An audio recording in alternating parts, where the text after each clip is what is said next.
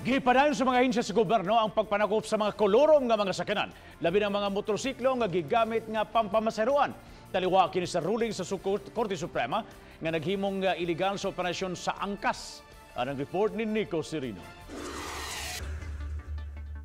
Kuha kini sa operasyon sa Land Transportation Office kon LTO ni atong miaging weekend.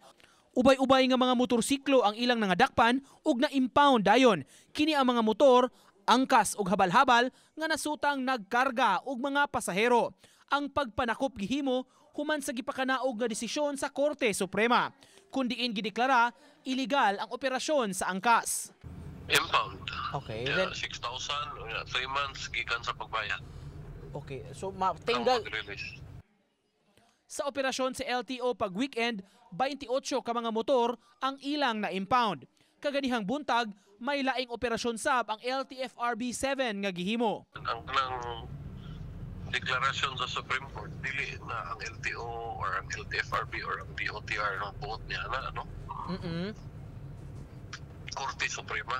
Kagahapon, ang Cebu City Council miaprobar sa pondo sa emergency assistance alang sa mga habal-habal drivers.